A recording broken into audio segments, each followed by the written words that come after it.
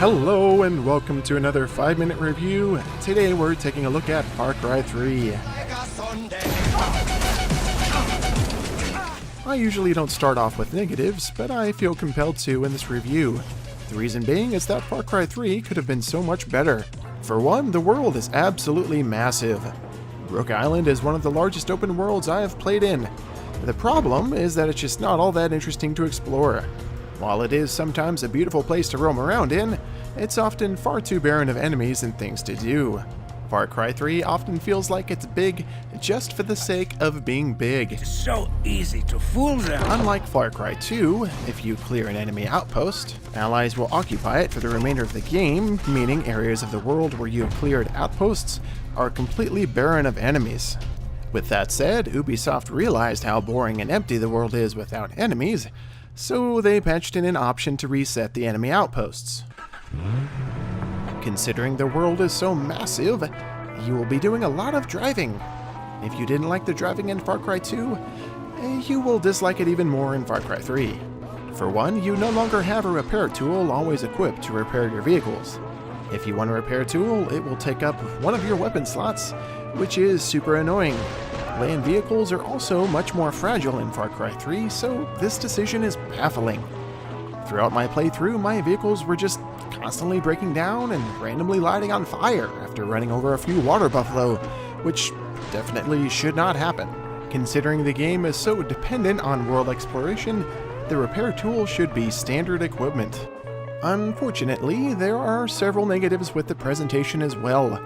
While the world is sometimes beautiful to look at and to listen to, the performance of the game suffers. The frame rate stutters below 30 FPS on consoles, and there is quite a bit of screen tearing, which sometimes makes the gameplay feel janky and unresponsive. Weird choices with audio will also make the game feel unpolished. Hopping in a Jeep will make the ambient world music suddenly stop, and switch to the vehicle's radio music, which also just happens to start a new song every time you get in and out of the vehicle, which really annoys me.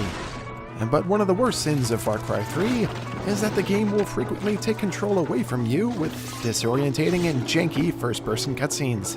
One gameplay feature in Far Cry 3 is hunting, but when you humanely blow up a bear, with C4, there is a very janky cutscene every time you harvest animal skins. They will clean this place of pirates. Citra promised. Jankety jank. Real janky. Some other negatives in the game are the whiny millennials, the oddly paced story, having to hold X to do pretty much everything, and all the dying from falling 6 feet. Seriously, the main character's vital organs must be in his feet or something, because he can't take a fall worth anything. All of these issues made me disconnected with the world. I never felt absorbed into the atmosphere of Rook Island, which is a shame. Well, I've spent all this time talking about the negatives of this game. You may think that I hate it. Well, I don't hate it. The gunplay is enjoyable when you actually have some enemies to shoot at, and Far Cry 3 gives players a ton of freedom in taking out enemies. Throughout the game, you will earn XP for completing missions and killing goons. You can then use this XP to get all tatted up, which unlocks new skills and ways to take down bad guys. And when I say bad guys, I mean pigs, tigers, and sharks. The hunting in Far Cry 3 is super fun.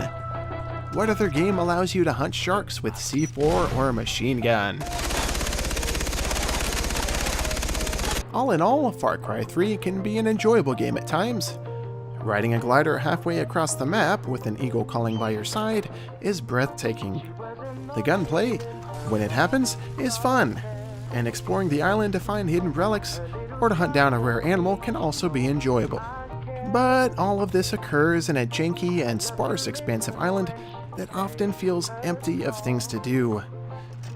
Well, besides humanely hunting pigs with a grenade launcher. If you enjoyed this review, please consider liking it and subscribing to VMR. Thanks, guys.